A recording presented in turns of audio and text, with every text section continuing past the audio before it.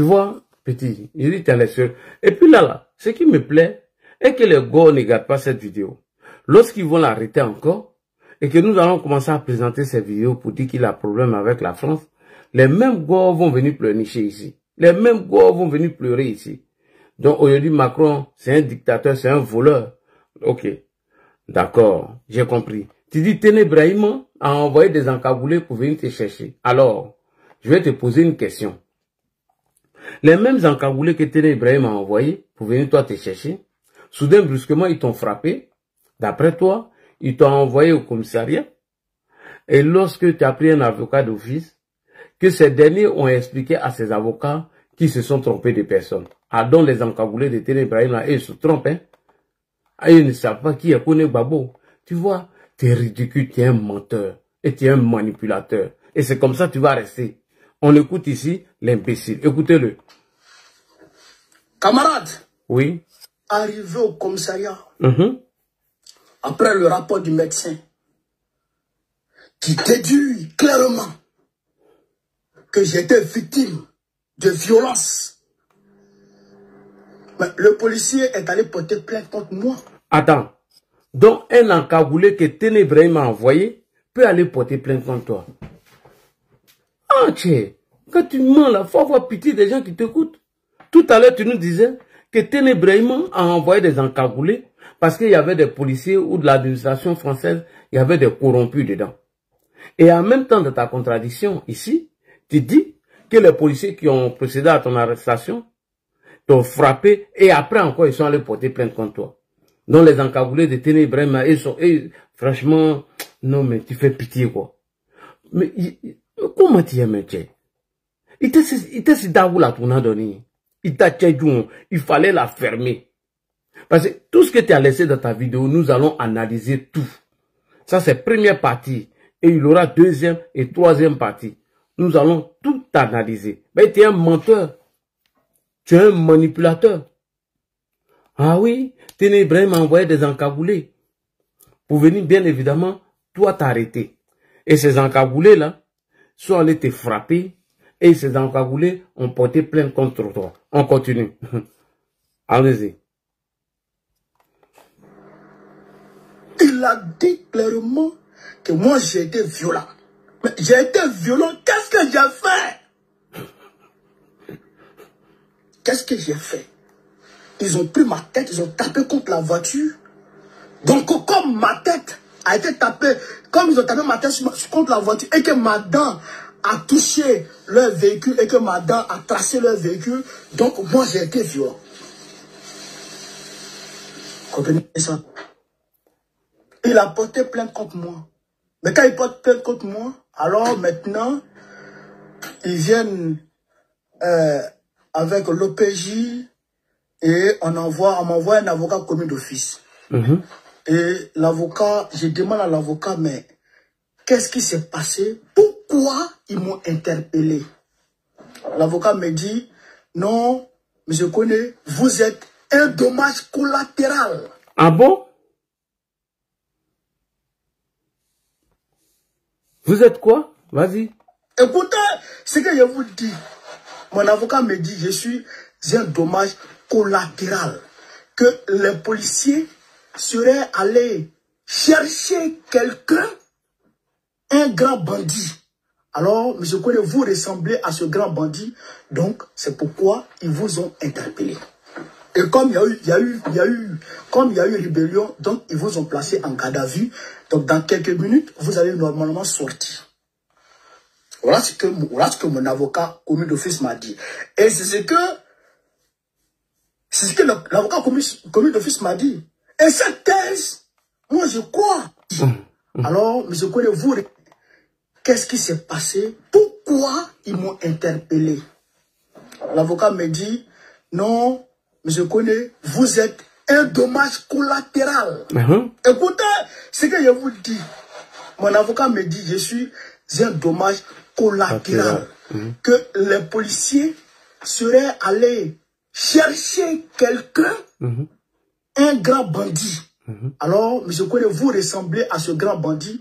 Donc, c'est pourquoi ils vous ont interpellé. Et comme comme il y a eu rébellion, donc ils vous ont placé en garde à vue.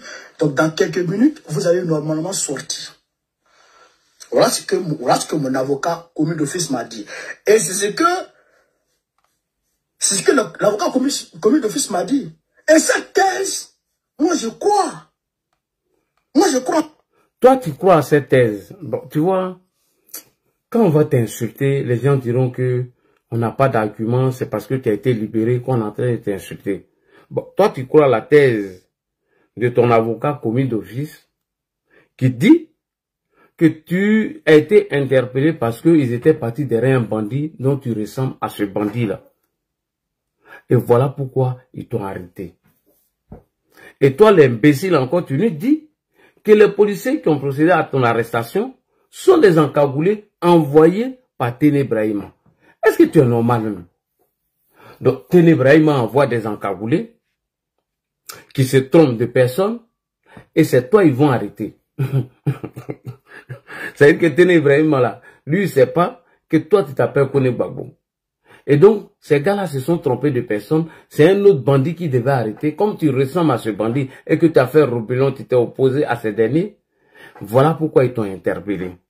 Mais toi, tu crois à la thèse de ton avocat choisi d'office. Et en même temps, c'est des policiers français, c'est plus des encagoulés. Est-ce que ta tête là, est-ce qu'ils n'ont pas chié dedans? Amabo qui conloye. Ils n'ont pas mis caca dedans. Téné Ibrahim envoie des encagoulés et après eux se transforment en des policiers. Et ces policiers qui cherchent à t'arrêter se sont trompés de personnes parce qu'ils cherchaient un autre bandit. Et ils cherchaient un autre bandit et ton avocat d'office a dit non, ils se sont trompés, c'était pas lui, voilà. Mais toi tu crois à cette thèse. Et en même temps tu nous fais croire que ces policiers-là encore sont des encagoulés de Téné Ibrahim. Non mais, va te soigner. Hein. Où tu es quitté là, il faut aller te soigner. Parce que c'est pourquoi je te dis, tu es maudit. Moi, à ta place, j'allais la fermer aujourd'hui. Tu n'étais pas obligé de faire vidéo. Tu ne t'es pas obligé de faire vidéo. Donc, tu viens de nous donner du grand mood. Demain, là, ta vidéo, là, on va analyser tout. On va te chicoter. On va te chicoter. C'est toi, tu as plus d'abonnés que nous. Donc, on n'a pas assez d'abonnés. Mais on a plus de vues maintenant. Et on est écouté par le peuple. Donc, tu es un menteur. Monsieur Kone Gbagbo Suleiman, tu n'es qu'un mytho. Et le las même que tu viens de faire aujourd'hui, franchement, moi-même j'ai déposé. J'ai dit oui. Ouais, champion, tu es un tangro. Ouais, tu es un chef. Écoutez, chers frères et sœurs.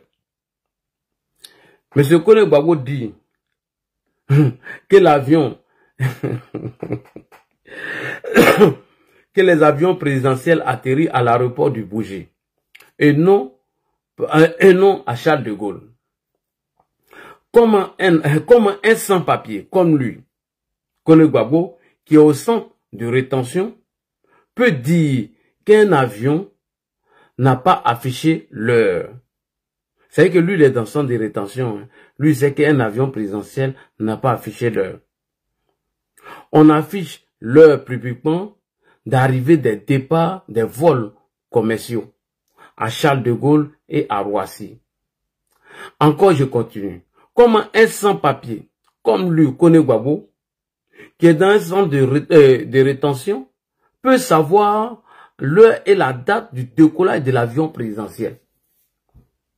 Comment toi, tu es sans-papier, tu es dans un centre de rétention, et que toi, quelqu'un vient te dire que le président Alassane Ouattara a envoyé un avion pour venir toi te chercher, un sans-papier. Et tu nous dis que ce vol n'a pas affiché l'heure de départ et l'heure d'arrivée. Bon, d'ailleurs, les avions présidentiels n'affichent pas d'heure d'arrivée et de départ. Ils n'affichent pas ça. Si tu ne connais pas, on va te parler. Ce sont les vols commerciaux qui affichent l'heure du départ et l'heure d'arrivée. Si tu ne sais pas, on va t'informer. Mais moi, la question que je me pose, toi, tu étais dans le centre de rétention, où il n'y a pas de téléphone avec caméra, où tu es sans papier, où tu n'as rien.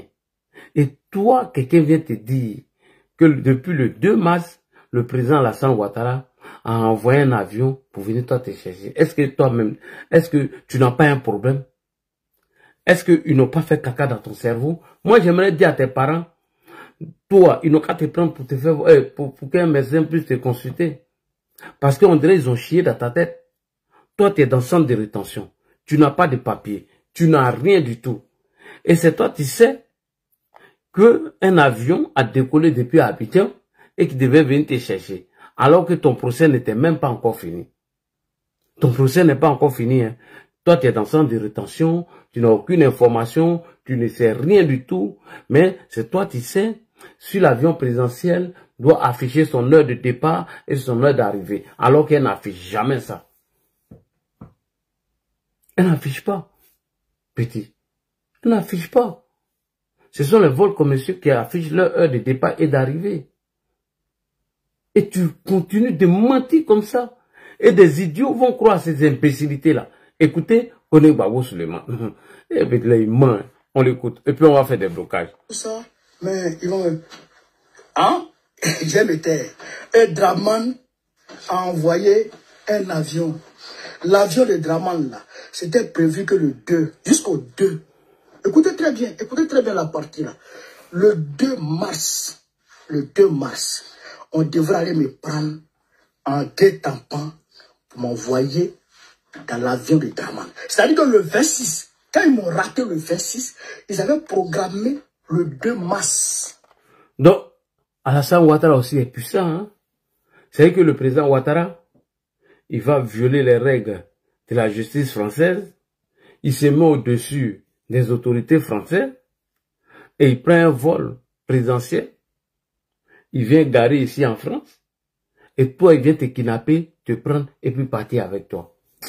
Petit, vraiment, Allah, si ce n'était pas à cause de mes followers et puis les militants, toi-même, j'allais pas te répondre ce soir-là même. J'allais te laisser t'enfoncer. Ah, on peut mentir comme ça. C'est que le président Ouattara au-dessus de la loi, de la justice française, il peut se permettre de faire la pluie et le beau temps. Il y a un petit gringalet qui est couché là-bas dans le centre de rétention. Donc on a gaspillé notre kérosène et tout pour faire 6000 km pour venir chercher un farfelu. Un farfelu donc qui a été informé depuis son centre de rétention par quelqu'un d'autre qui n'a ni téléphone portable, ni téléphone avec des caméras, ni des informations. Et l'imbécile, il vient s'exposer. On écoute toujours l'imbécile. Le 2 mars, là, je devrais être à Abidjan. Parce qu'il y a quelqu'un qui m'a dit, dans le centre là-bas, de rétention là-bas, qu'il y avait un vol programmé, un vol non affiché. Un vol non affiché qui était programmé. Ça veut dire quoi? Ça veut dire que, normalement, eux là-bas, ils prennent des billets d'avion. Corsair, Air France, Turquie, ils prennent des billets d'avion. Maintenant, quand ils prennent les billets d'avion, ils affichent, le gars là, il a, comment on appelle ça, il a un vol tel jour. Et on affiche le vol. Mais un vol non affiché, ça veut dire que soit c'est un avion privé, ou c'est un avion présidentiel. Mais champion, tu ne dis rien. Les avions, bon, dis-moi, c'est quel avion présidentiel qui affiche son heure d'arrivée et de départ? C'est quel avion présidentiel? Dis-moi. Tous les avions présidentiels, c'est ça. Ils n'affichent pas leur heure d'arrivée, leur heure de départ. Jamais de la vie. Non, mais est-ce que tu es bien dans ta tête, non? Dis-moi, c'est quel président de la République qui se déplace d'un autre pays à un autre, qui va afficher à l'aéroport où doit atterrir sa date de départ, l'heure de départ et son arrivée? Toi, tu as vu ça où? Tu as vu ça où? Est-ce que tu es sérieux même? Est-ce que ta tête là, ça va? Est-ce que Ikungu Bekani? Parce que tu as été traumatisé là-bas, hein, champion. On continue. Et donc, avec les recherches, on a trouvé que c'était un groupement de la flotte présidentielle de Draman Ouattara qui était garé. D'ailleurs même, il y a quelqu'un qui a écrit, il dit, les avions présidentiels, c'est au bouger qu'ils vont garer. C'est au bouger qu'ils atterrissent. Qu'ils sont venus avec un avion présidentiel. C'est qu'il ment même sans que... Il ment tellement que lui-même n'a pas honte. On écoute. Au niveau, qui était immobilisé au niveau du tarmac de l'aéroport de Bouger pour m'attendre. Est-ce que vous comprenez ça? Est-ce que vous comprenez ça? Il m'attendait là-bas. Sans même que je ne passe déjà devant le tribunal. Mais mes avocats sont... Ils menacent les gens. Ils menacent les gens. Ils menacent les gens. Ils menacent les gens. Il faut que Bao rentre en Côte d'Ivoire. C'est toi qui m'envoies ici. Draman, tu veux me faire battre en Côte d'Ivoire? Est-ce que c'est toi qui m'envoie en France? Tu t'associes à Macron pour me faire partir en Côte d'Ivoire. Est-ce que c'est vous qui m'avez envoyé en France? Toi, Macron, est-ce que c'est vous qui m'avez envoyé en France? Tout ça, mais... Voilà. Vraiment, petit, j'ai pitié pour ton âme. J'ai pitié pour toi. Et donc, chère maman, vous qui étiez en colère parce qu'ils ont libéré ce monsieur, voilà lui-même, le monsieur, il vient de vous donner raison. Il vient de vous donner raison. Parce que ce monsieur a été toujours incohérent et un menteur. Voilà. Ce petit, il a été toujours comme ça. Un manipulateur, un menteur fin. C'est pourquoi je vous ai pris le cas de l'arrestation de Youssouf Fofana en Côte d'Ivoire. Un jeune Ivoirien né en France, d'un père ivoirien et d'une mère ivoirienne.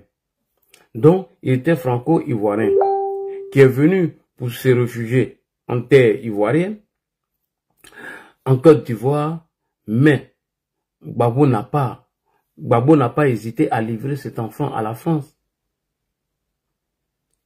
Voilà, il n'a pas hésité. Lui qui dit qu'il soutient et qui mène le combat de Gbagbo. Youssouf Fofana a été arrêté par les policiers ivoiriens et il a été remis aux policiers français dans un avion qui a été emprunté par la France. Et ça s'est passé sous le règne de M. Laurent Gbagbo vers la fin de la vidéo. Vous allez voir ça. Mais Kone Gbagbo seulement nous fait croire qu'un avion a été immobilisé pour que lui, on vient le chercher pour l'envoyer en Côte d'Ivoire. Mais M. Gbagbo connaît. Quand ton mentor Laurent Gbagbo était au pouvoir, mais il y a un jeune Ivoirien qui a été arrêté sur son régime. Et parce qu'il avait commis des trucs ici en France, mais il a été rapatrié par qui? Par ton mentor Laurent Gbagbo. Et donc, si le président Ouattara même avait envoyé un avion pour aller te chercher, mais il était dans la continuité de M. Laurent Gbagbo.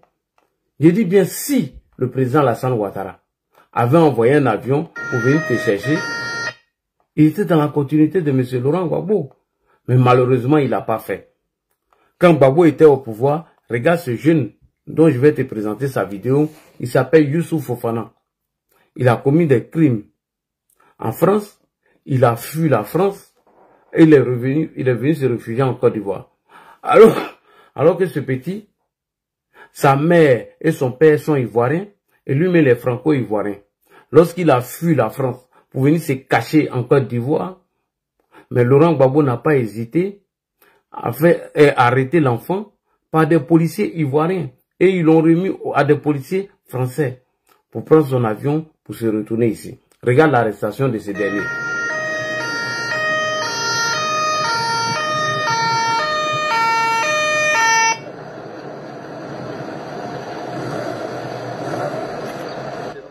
Oui, c'est le signe d'une bonne coopération judiciaire entre la France et la Côte d'Ivoire.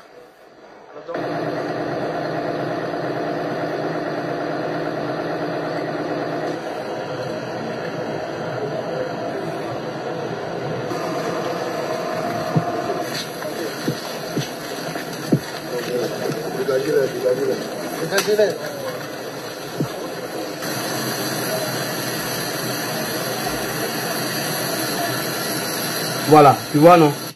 C'est le jeune Fofana là, qui est là, Youssouf Fofana, qui a été arrêté par des policiers français et il a été remis, qui a été arrêté par des policiers ivoiriens, pardon, et il a été remis à des policiers français. Et un avion est venu le chercher.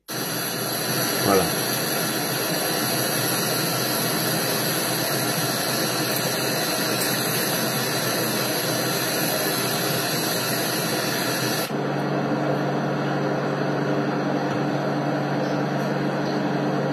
C'était en 2006, le 15. Voilà ça, 2006. Du 15. Ouais, c'est ça. Pardon. 2006. Le 2 mars 2005, pardon. Voilà ça. Youssouf Fofana.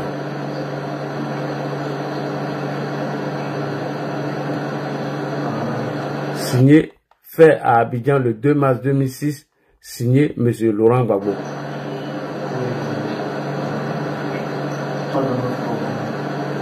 Ministre de la Justice et des Droits de l'Homme. Président de la République, M. Youssouf Fofana. Voilà. Donc, tu vois, M. Gbagbo connaît. Dit le mythomane, le menteur. Sous les règnes de M. Laurent Gbagbo, un jeune Ivoirien, de mère ivoirienne et de père ivoirien, né en France, ce dernier, qui est franco-ivoirien. Lorsqu'il a commis des impairs en France, il a pris la clé des champs, il est venu se réfugier en Côte d'Ivoire. Mais c'est ton mentor Laurent Gbagbo qui a envoyé des policiers ivoiriens afin de procéder à son arrestation. Et ils ont pris ce dernier, ils l'ont remis à des policiers français pour se retourner avec ce dernier en France. Tu comprends? Mais ça là, c'est passé crème. Alors que toi, dans ton cas, l'État de Côte d'Ivoire n'a pas porté plainte contre toi. Et de surcroît, toi, tu étais un sans-papier qui était détenu dans un centre de rétention.